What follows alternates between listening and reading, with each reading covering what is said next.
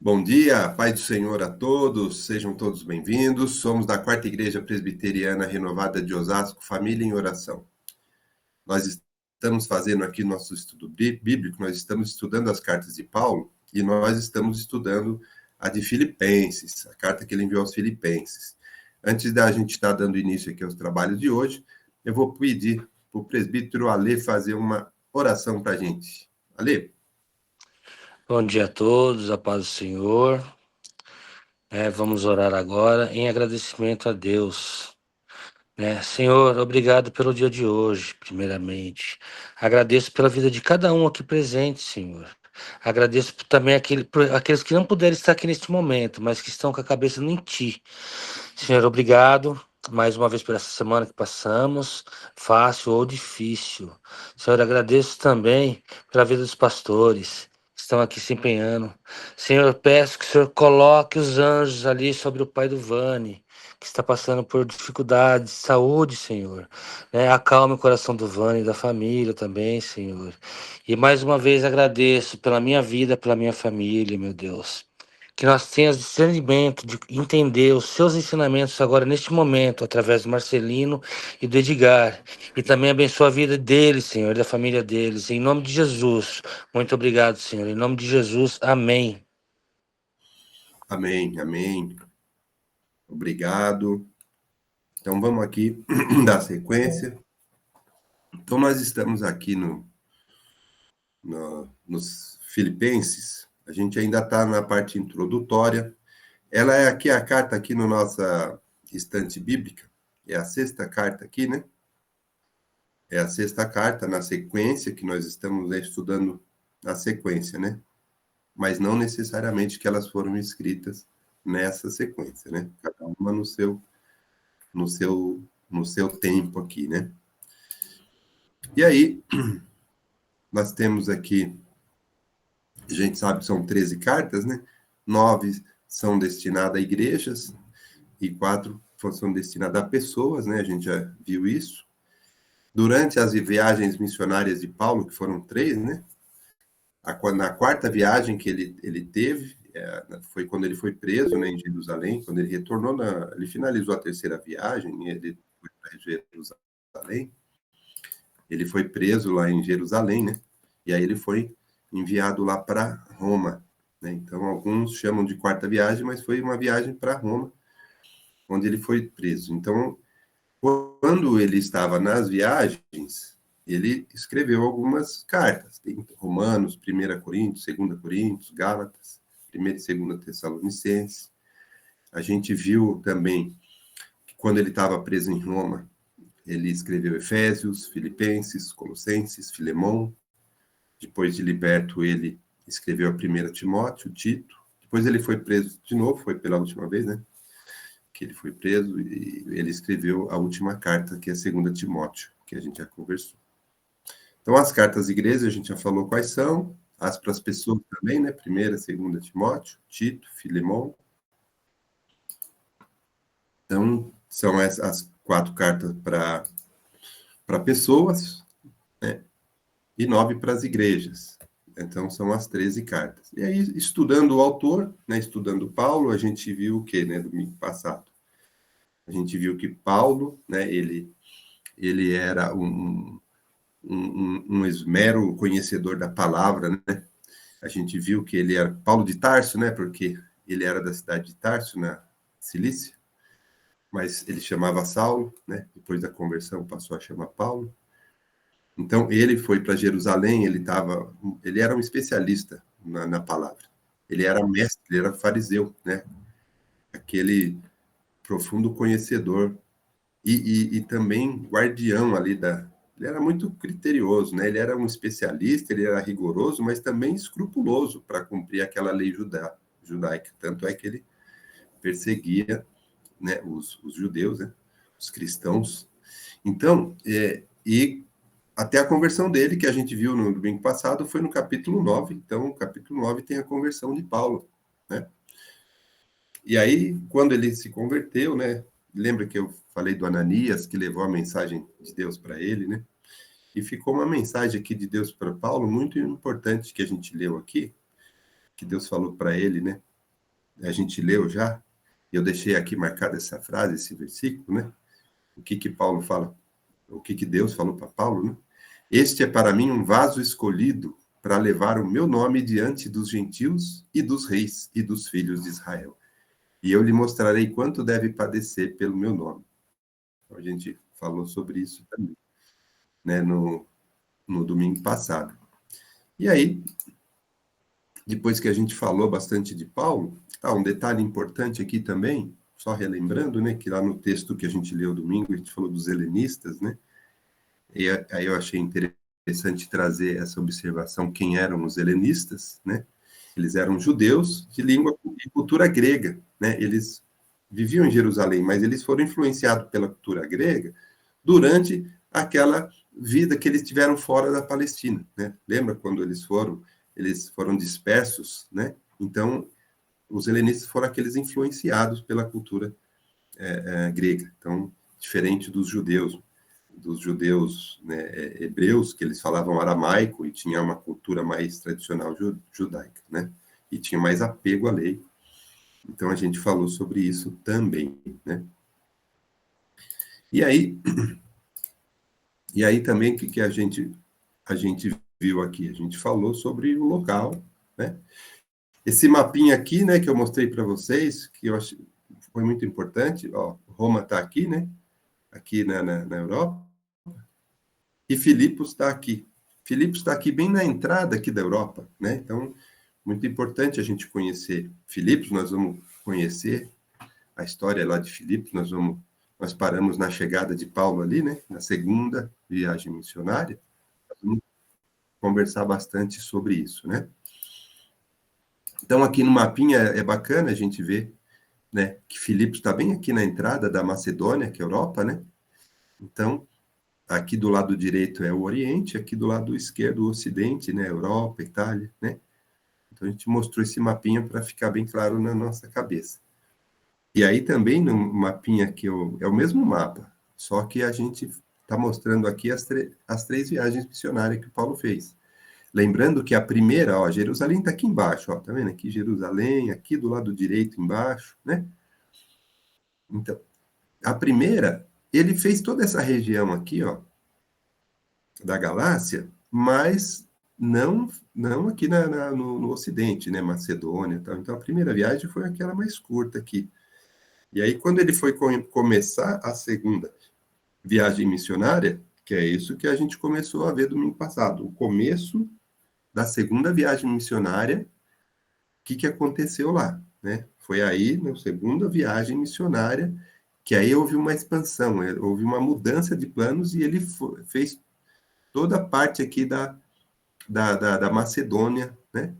Ele foi até lá. Então, a gente leu aqui no capítulo 15 como que começou a segunda viagem de Paulo, né? Segunda viagem missionária, e a primeira cidade que ele chegou aqui, entrando aqui no Ocidente, entrando aqui na Macedônia, entrando aqui na Europa, aqui, ó, Filipos, que é onde a gente está aqui, ó, no mapinha, ó. Filipos, bem aqui, ó, tá vendo? Macedônia, aqui em cima. Esse quadrinho aqui também é legal para a gente ver onde ele escreveu as cartas aqui. Então, a gente tem aqui também uma lista das cartas, e interessante, ó, Filipenses. Filipenses está aqui, o número 10. Filipenses, ele escreveu em Roma durante a primeira prisão dele. Lá em Roma, que ele estava preso, quando ele escreveu para Filipos. Só que agora a gente está estudando Atos, estudando história, como que aconteceu a criação da igreja lá em Filipos. Então, só estamos relembrando aqui. E aí a gente mostrou esse quadrinho, a gente falou que mais ou menos no ano 60, 61, é mais ou menos, né, essa data, mas tem algumas evidências interessantes para mostrar que ele estava mesmo em Roma preso, quando ele escreveu, nas próprias cartas ele menciona isso, né? E aí a gente falou um pouco aqui, né, do propósito da carta, a gente falou, né, que alguns propósitos da carta, é chamada Carta da Alegria, né, no Novo Testamento, porque ele fala sobre a alegria mesmo nas dificuldades. E ele também tem outros objetivos aqui nessa carta, a gente vai ver quando a gente começar a ler. Ele vai informar, vai mandar informações a respeito dele e também do Epafrodito. Quem que é o Epafrodito? Nós vamos falar sobre ele, né? Durante aqui o nosso Epafrodito foi o pessoal lá de Filipos mandou o Epafrodito lá para ajudar, levar suprimento para Paulo, né? O Epafrodito estava lá com Paulo e ele vai mandar nessa carta também informações sobre ele, tá? E também que ele, nessa carta a gente vai ver que ele também vai agradecer a ajuda que o pessoal de Filipos ajudou ele, né? A gente vai ver isso na formação da igreja, que eles são igreja que apoia e que ajuda os obreiros. E também uma outra coisa que ele faz, é uma advertência contra falsos mestres também, a gente vai ver isso na carta, né? Ele vai falar sobre isso. Bom, e aí a gente começou aqui a falar, então, da igreja, como é que aconteceu a formação da igreja e tal. Bom, a gente já leu no capítulo 15, então, que eu aconselhei para vocês lerem o capítulo 15, 16, onde está mencionando a segunda viagem de Paulo, que é onde ele chega lá em Filipos. No finalzinho do capítulo 15 e no começo do 16, né?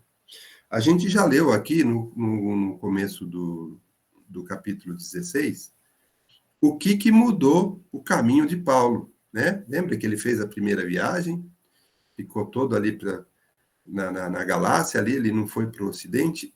Quando ele foi iniciar a segunda, a gente viu aqui que um anjo falou com ele e direcionou ele para ir para o Ocidente, né? Lembra que apareceu lá um homem macedônio falando, ó, passa aqui para nos ajudar? Paulo entendeu que então ele tinha que direcionar a viagem para a Macedônia. Foi aí que ele entra aqui na Europa e Filipos foi a primeira cidade que Paulo chegou. E aí a gente chega aqui no capítulo de hoje, a gente vai dar essa sequência aqui.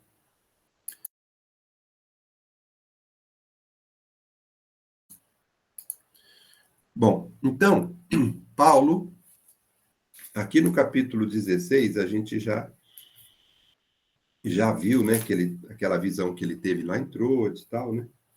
E a gente terminou no capítulo 16, lá no versículo 10, a gente viu a visão do chamado de Paulo lá, para ir para Macedônia.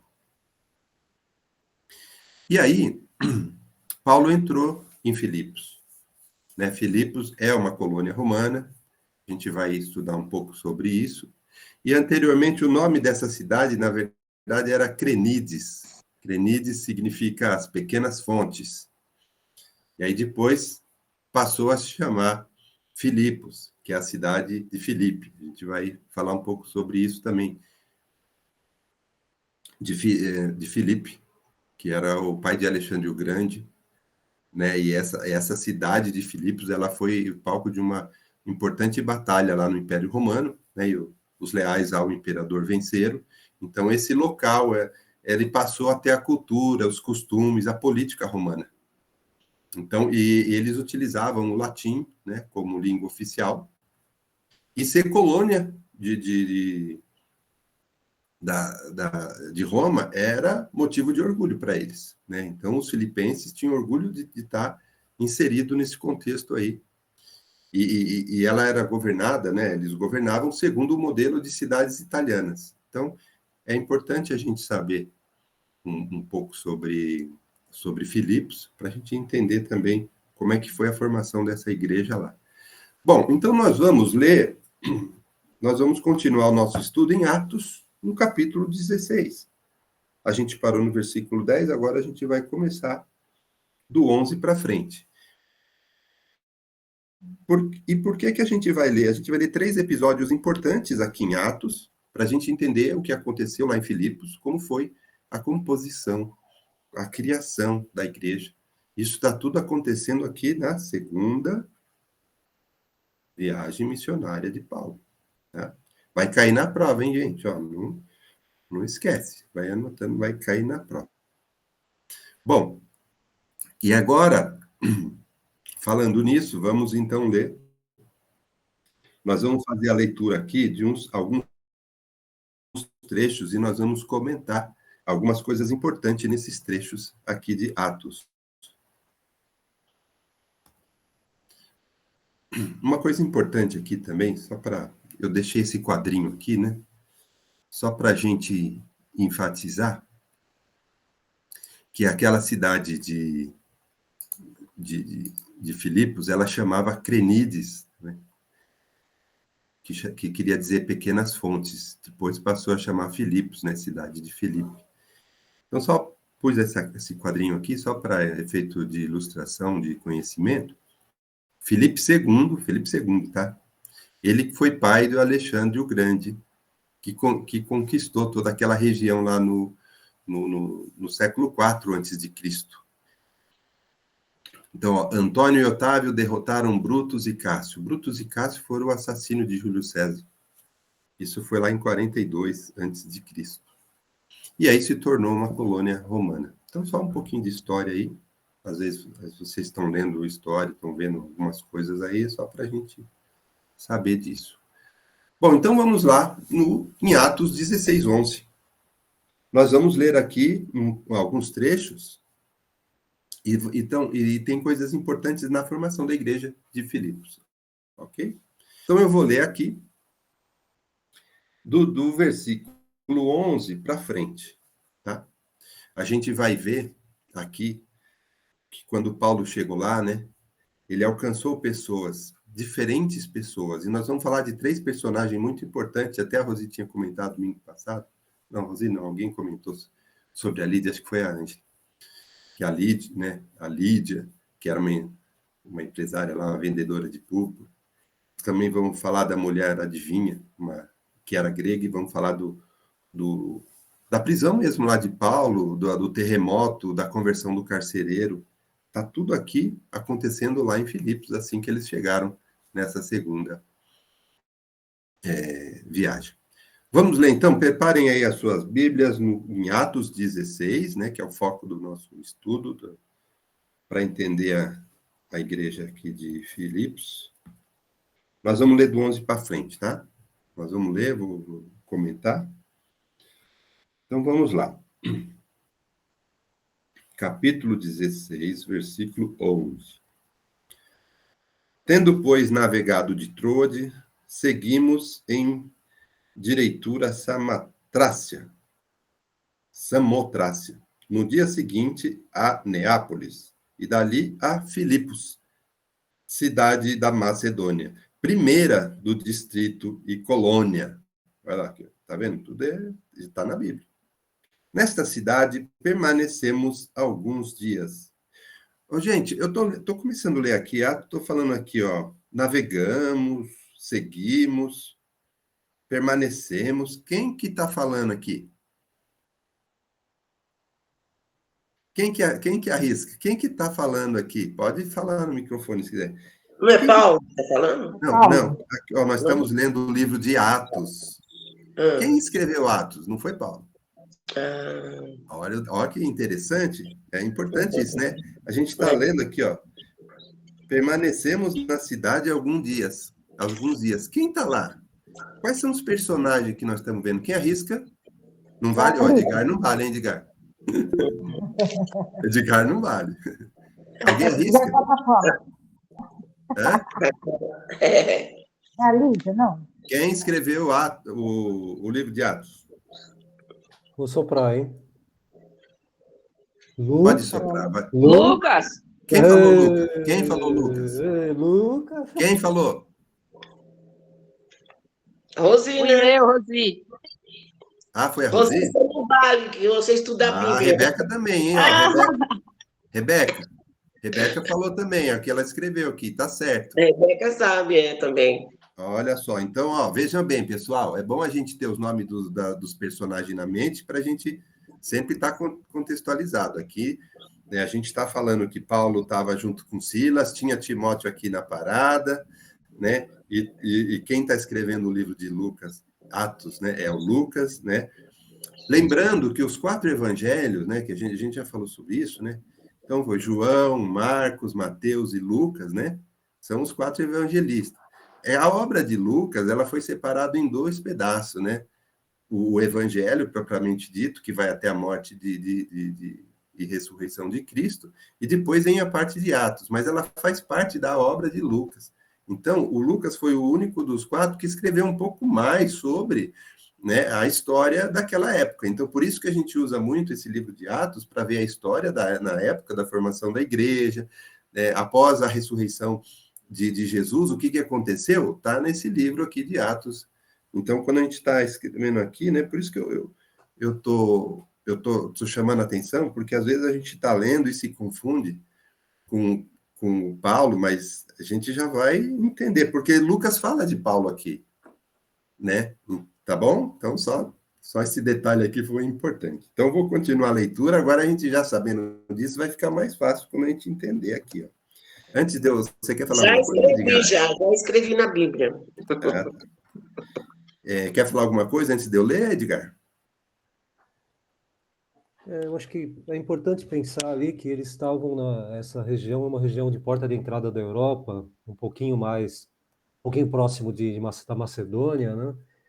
E eles tinham uma prosperidade, eles tinham ali uma cultura forte também, né? Essa cultura grega. Tinham também as divindades, tinham vários problemas também. Era uma Sim. igreja que estava numa fase, né? Eles estavam com aquela alegria, né? De prosperidade ali, mas ao mesmo tempo tinham dificuldades muito extremas por estar com uma cultura muito forte grega ali naquela época, né? Então, e também está situado numa porta de entrada da Europa, que estava começando a se expandir. Então, era o grande foco, era a bola da vez, né, vamos dizer assim, né? Onde tudo acontecia, onde ganhavam dinheiro com o comércio, onde eles tinham cultura forte, né? Que era muito bem vista por todo o exterior, né? Todo mundo falava, os gregos, tal, né? Então, e eles lutavam contra isso, né? Porque essa cultura queria entrar nessa igreja também, né? Então era muito complicado. Mas a gente vai falar sobre isso na sequência. Vamos. Vamos lá. Então tá, então essa leitura aqui são 3 coisas importantes, 3 personagens importantes que nós vamos conversar sobre eles. Por isso que eu estou mencionando muito os nomes das pessoas, para ficar bem claro quem é quem, né, para a gente, tá? Então, aqui, a partir do versículo 11, a gente viu, né, a gente leu agora aqui, né, e tá Lucas falando, ó, no sábado saímos da cidade para junto do rio.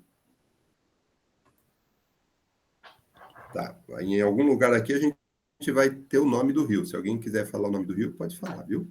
Não tem problema, não. Bom, um de cada vez, né? O rio Gangites. Bom, no sábado saímos da cidade para junto do rio, onde nos pareceu haver um lugar de oração. E assentando-nos, falamos às mulheres que para ali tinham corrido. Então, tinha um lugar de oração lá das mulheres, lá junto a esse rio, com nome esquisito, né? Gangites. Bom, e falamos para as mulheres ali, ó. E certa mulher, ó, versículo 14, já estou, hein? Certa mulher chamada Lídia, na cidade de Tiatira, ó, ela é da cidade de Tiatira, veja bem, hein? É uma asiática. Lídia é uma asiática. A gente vai falar sobre isso. Lídia, ela estava ali em Filipos.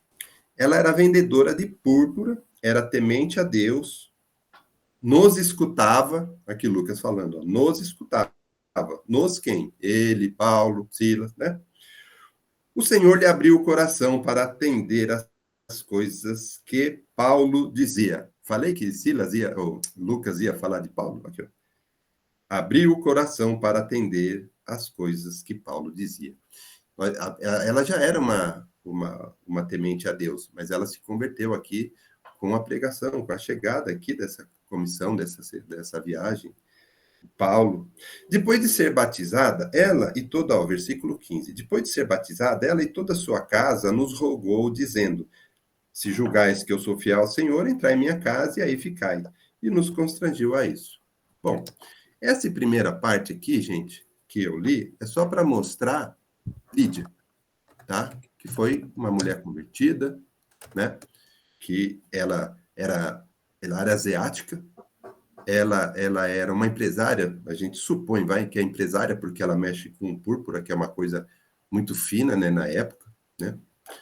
Então a gente imagina que ela é uma empresária aí que vende artigos finos, né? Mas a gente vai falar sobre isso daqui a pouco. Na sequência aqui, a partir do versículo 16, a gente já vai ver um outro caso aqui. Quer falar alguma coisa, irmã Helena? Quero sim. Eu estava lendo, ó, eu queria saber sobre esse batismo que eles eram, que eu já vi em 2 lugares aqui que as pessoas, ou mais lugares, que as pessoas eram batizadas. Fala, depois de ser batizada, ela e toda a sua casa. Então eu queria que você me explicasse que batismo é esse, que eu não entendo.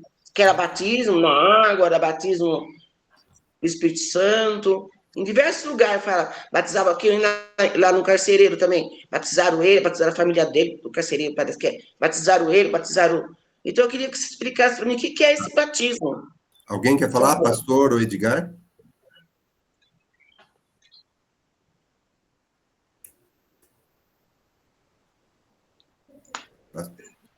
Todas as vezes que fala sobre batismo, é o batismo que nós realizamos quando a pessoa se converte, faz o curso, e é o batismo de arrependimento, né?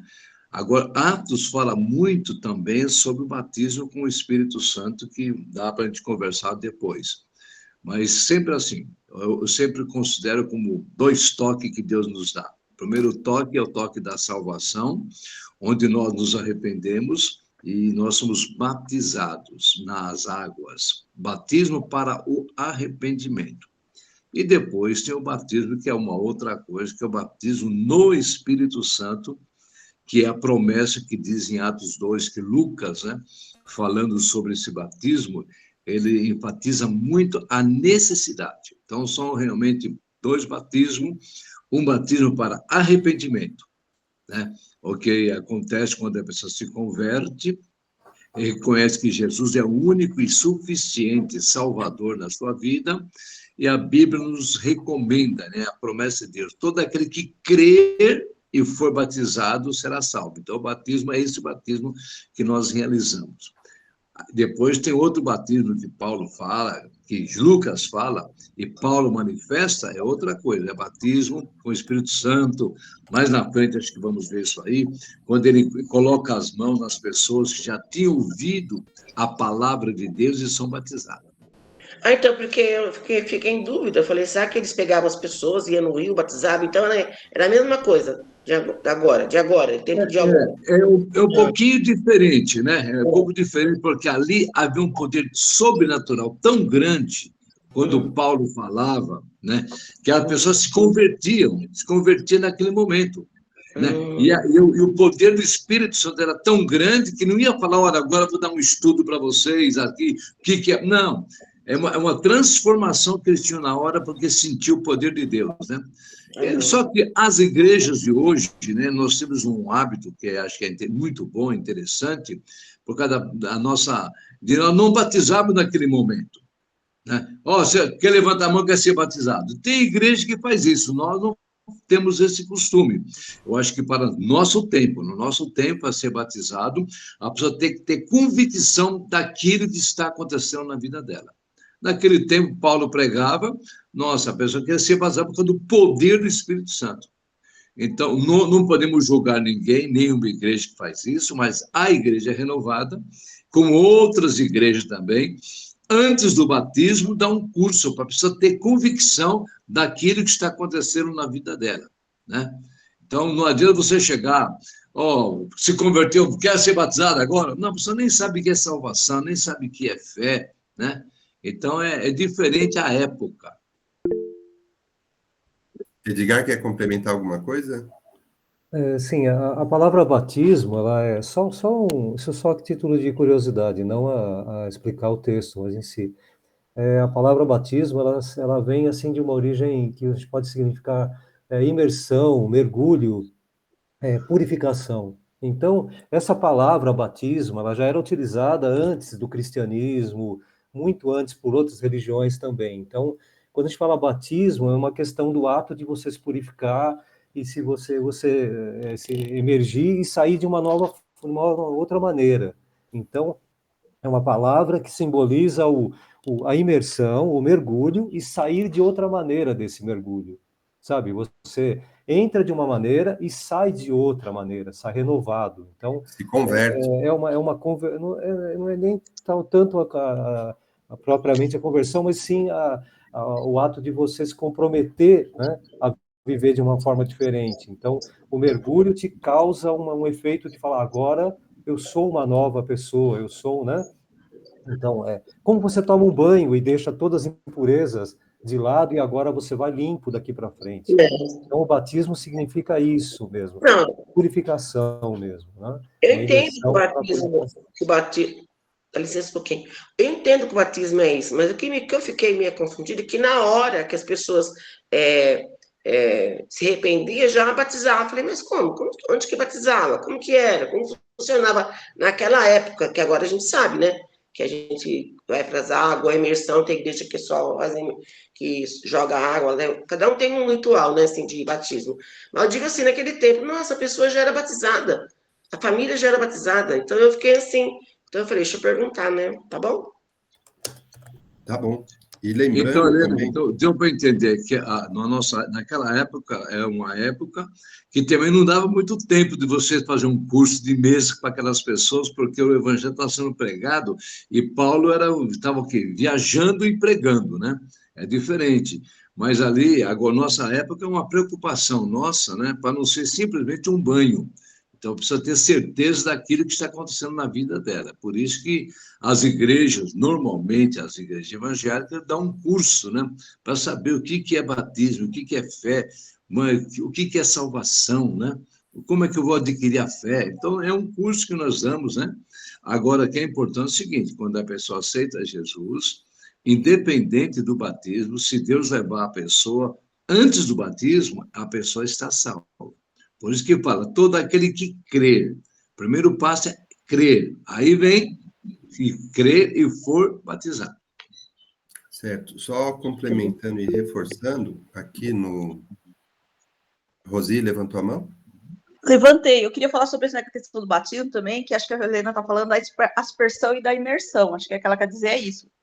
Só que, assim, acho que tem casos e casos, porque, assim, lá na Bíblia a gente vê, nem lá quando o eunuco. Peraí, esqueci, o eunuco foi batizado. Ele recebeu ali naquele momento a palavra, ele creu, e naquele momento aí ele falou assim, tem água aqui, por que nós não podemos ser batizados? Então eles desceram e foi batizado.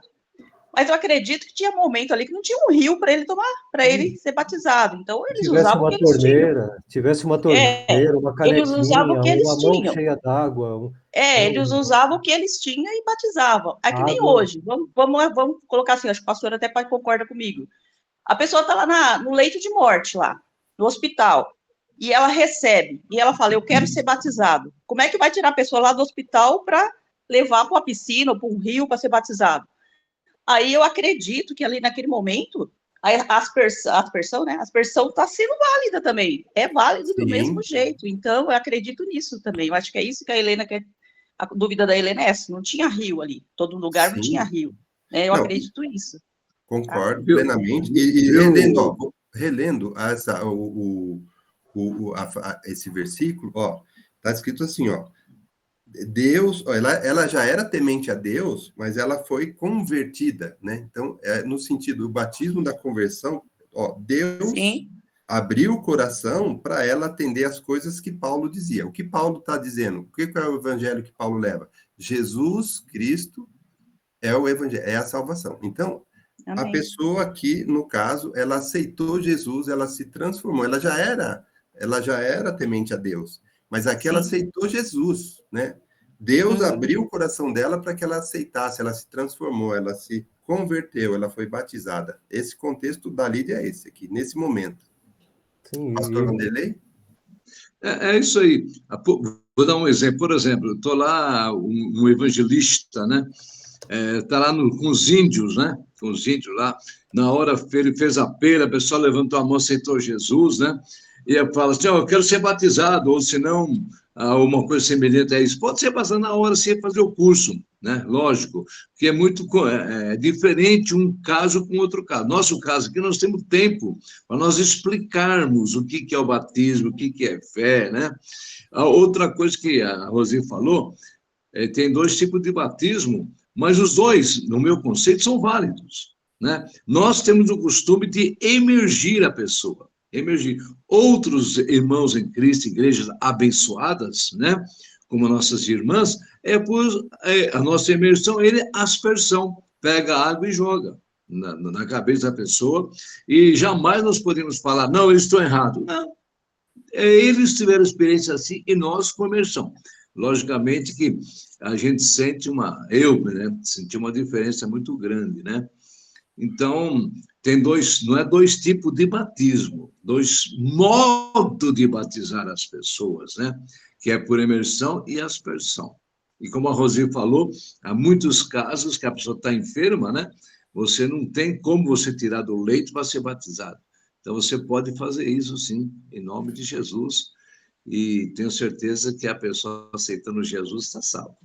Sim, mesmo porque, né, pastor, que o Jesus Cristo veio para quebrar alguns paradigmas, algumas coisas que estavam ali cristalizadas. Olha, é assim, e ele veio para quebrar muitas coisas, né? E imagine se continuássemos naquela vida do Velho Testamento até hoje. Então, ele veio para quebrar muitas coisas. Amém. Amém. E a tendência nossa é criar algumas regras que são, né, intocáveis, né? A tendência das igrejas, das doutrinas, é criar regras, e fora essa regra não existe salvação, não existe batismo. Não, não é isso, né? Jesus Cristo veio para que isso aconteça nas nossas vidas de uma forma natural e espiritual, e não física, não por procedimentos físicos. Olha, precisa ter tantos litros de água, tantos... Não, isso foi criado por questão humana, né? Jesus Cristo pode batizar com uma gota d'água, né? Então isso é muito relativo, né? Aí eu preciso de uma piscina grande num lugar tal, ou um rio de água corrente com tal. Não, né? O Jesus Cristo não falou isso para a gente. Não deixou Amém. isso como regra, né? Então temos que ter cuidado com isso, né? Amém. Amém. Bom, então, a primeira personagem que a gente já leu aqui é a conversão de Lídia, certo? Agora, na sequência, no versículo 16, a gente vai falar sobre uma mulher adivinha. Vou ler aqui, pessoal. No versículo 16, nós estamos ainda no capítulo 16 de Atos. Versículo 16, ó. Aconteceu que, indo nós para o lugar de oração, né? Interessante. Nos saiu ao encontro uma jovem possessa de espírito adivinhador, a qual, adivinhando, dava grande lucro aos seus senhores. Grande lucro aos seus senhores. Importante isso aqui que a gente vai falar. Seguindo a Paulo e a nós, clamava dizendo: estes homens são servos do Deus Altíssimo e vos anunciam o caminho da salvação. Isto se repetia por muitos dias. Então Paulo, já indignado, voltando-se, disse ao Espírito: em nome de Jesus Cristo eu te mando, retira-te dela. E ele, na mesma hora, saiu. Interessante aqui, pessoal. Deixa eu tirar esse negocinho aqui, esse aviso dos 15 minutos aqui. Interessante aqui, eu até fiz algumas anotações aqui, que essa questão aí dessa moça que ela foi liberta, tá? De um espírito de adivinhação. Ela era grega e era serva. A gente percebe aqui que ela era serva por quê? O lucro ia para os seus senhores, então ela era serva. O que ela fazia era para o lucro dos senhores, né? O que é interessante aqui é que ela está sendo usada por demônios e a gente vê aqui, isso aqui não é uma declaração de reconhecimento do evangelho. Isso aqui não é, parece, né? Mas não é isso. Ela está sendo usada, e ela está sendo usada para justamente cutucar ou acusar Paulo. porque eles, no momento que eles estavam lá, existiam aí uma certa perseguição aos judeus, e que isso daí ajudou, até nós vamos ver no próximo passo, que os senhores delas, né, acabaram levando Paulo e Silas para a prisão, né? E Paulo já percebeu logo, e aí ele entendeu que ela estava sendo usada por demônio, e aí ele expulsou esse espírito que atormentava aquela mulher. Então, às vezes parece, mas ela não está falando um negócio bom? É mais ou menos. É mais ou menos. É bom a gente entender esse contexto, porque ela está realmente, entre aspas, acusando de uma certa forma Paulo e Silas. Tanto é que depois eles vão ser presos. Bom, essa é a segunda personagem que a gente queria falar sobre essa questão, dessa mulher adivinha. Então, a gente já tem uma asiática, que era empresária, a gente tem uma grega, que era serva, e agora a gente vai dar continuidade aqui e vamos falar do carcereiro também, que é outro que foi convertido, né? A Lídia foi convertida, a mulher adivinha foi liberta, o carcereiro foi convertido. Então, já começou aqui a ação do Espírito Santo lá em Filipos, interessante para a gente estudar. Na sequência aqui da mulher... Meu Marcelino. Oi, pastor. Só uma palavrinha só, sobre essa mulher que estava endemoniada, que ela também falava, ela também profetizava e acontecia muitas coisas também. Por isso que ela ganhava dinheiro, né? Ela ganhava dinheiro e repassava para as pessoas que tinha contratado, que ela era submissa à pessoa. Então, o que nós podemos ver? O perigo de nós ficarmos buscando profecia, buscando certas coisas, sem conhecer a pessoa. Então, tem que tomar cuidado.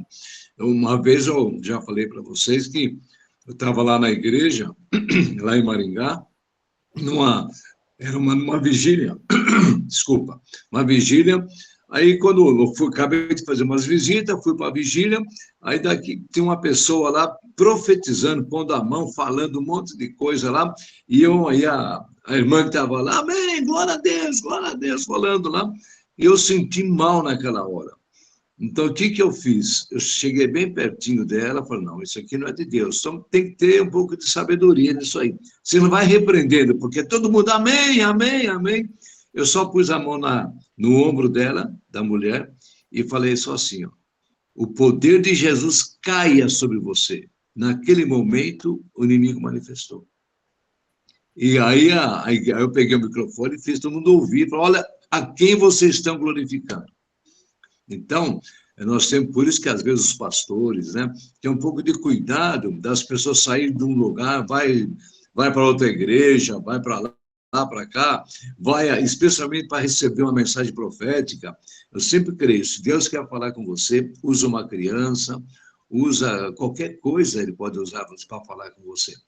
E nós não podemos ficar buscando a mensagem, porque a maior profecia está na palavra de Deus.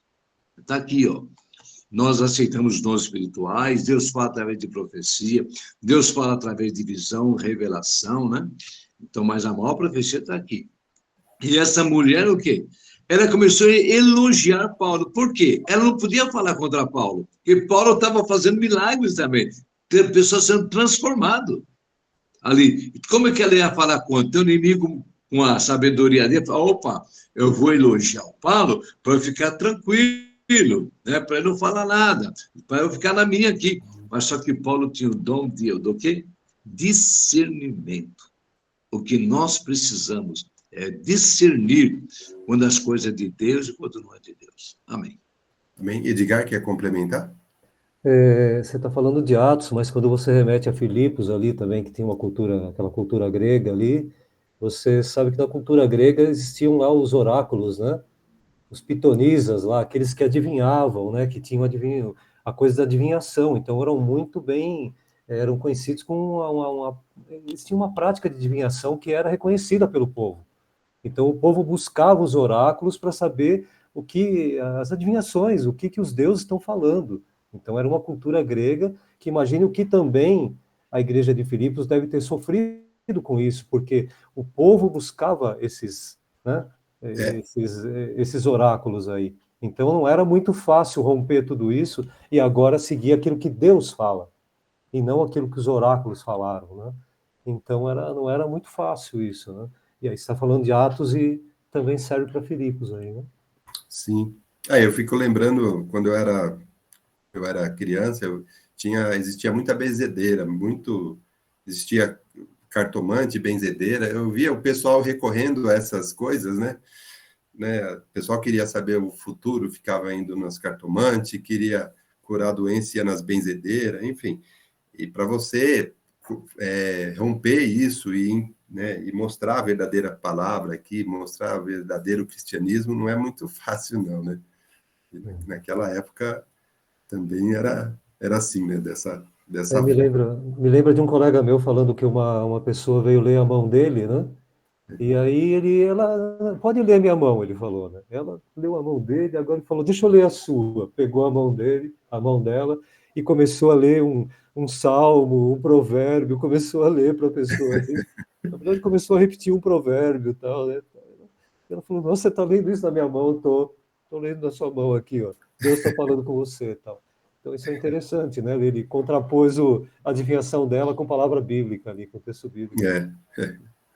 Viu, Marcelino? Onde Oi. tinha muito disso ali em Americana, né? A Americana tinha um monte de tendas, né?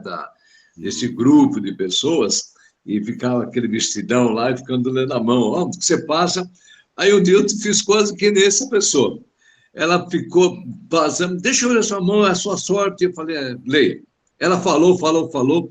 Aí eu falei assim, peguei na mão dela e falei, olha só o que está escrito na sua mão. Aceita Jesus Cristo como único suficiente Salvador, senão você vai para o inferno. A mulher levou um choque. Ali americano, não sei como é agora, mas lá é lotada de pessoas, né? Não sei que a mulher olhou para mim esquisito, puxou a mão dela rápida, né, e foi embora. Ele fala, eis que te digo, né, pastor? Eis que te digo. Aí pronto, aí vem. Né? É isso aí. Natália levantou a mão. Oi. Pode falar. É que tá dando eco aqui com o da minha mãe. Aqui a gente tá falando da menina, né? Que ela adivinhava as coisas. Uhum. E tem como o demônio saber do nosso futuro? Olha, o demônio então essa é uma colocação muito interessante, porque uma vez eu assisti um ensinamento do pastor Hernandes, sabe? Falando sobre isso, que a gente não se comunica com os mortos, né? E ele fala que o demônio são seres espirituais que têm muita informação e muita coisa que a gente não sabe, e eles podem usar de vários subterfúgios, né? Então, quando ele fala sobre, através de alguém, fala coisas que às vezes a gente acha esquisito, né? E pode acontecer muitas coisas vindas de demônios que a gente desconhece, né? Porque eles são poderosos, né? Não tanto quanto o nosso Deus, mas ele usa de subterfúgios, sim, de informações que a gente muitas vezes desconhece, né? E isso engana a gente. Então, que nem essa moça aqui, ela estava possuída de um espírito de adivinhação, que a gente entende que são demônios mesmo, usando de subterfúgios para influenciar pessoas. Marcelino, e a onisciência é um atributo de Deus, né? Então, o conhecimento de tudo é um atributo de Deus e não do demônio. Então, quem sabe de tudo, seu futuro, quem você foi, quem você vai ser, quem você será um dia, e todos, né? É Deus. E o demônio usa dos artifícios que você dá para ele, você alimenta, né? Você dá brechas para que ele interfira na sua vida, mas... Amém. Marcelino, temos 1 minuto aí. Amém. Posso, Marcelino? Pode complementar e já encerrar, pastor? E no domingo que vem, a gente Amém. vai falar do terceiro personagem, e aí nós vamos falar sobre como é que se deu a conversão, ou a formação da igreja, e esses três personagens, de forma diferente, atuando aqui na igreja. Vai, pastor. Amém. Quem está com o microfone ligado aí, desliga aí o microfone. Pronto. Mas só responder a palavra da irmã é o seguinte: ele não conhece o nosso futuro. Não. Onisciência, só Deus. Agora, ele conhece a Bíblia. Ele conhece a Bíblia muito mais do que qualquer um. Ele conhece, então ele pega as coisas da Bíblia, né? Vai haver terremoto, tal. Olha, vai haver epidemia, entendeu? Olha, se você, e você, tal, se você vai acontecer isso com você, ele joga, né? Ele joga centenas de coisas e uma pode dar certo, né? É isso que acontece. Então, realmente, ele não sabe o nosso pensamento nem o nosso futuro. Deus é onisciente, onipresente e onipotente. Só Ele é. Amém? E semana que vem vamos continuar, né? Pai amado, obrigado, Deus. Muito obrigado, Pai amado, por esse estudo bíblico. Continue abrindo o nosso entendimento. Continue dando capacidade para o Marcelino que está nos ensinando, Pai. Muito obrigado, Deus, por essa palavra que estamos ouvindo, pelo ensinamento da Tua palavra. E abençoe o culto de hoje à noite, que seja uma grande bênção. E a graça do nosso Senhor e Salvador Jesus Cristo, o grande amor de Deus, nosso Pai, eterna e bendita consolação do Espírito Santo, venha sobre a igreja em nome de Jesus. Amém. Amém. Amém. Tchau, Dona Epatinho.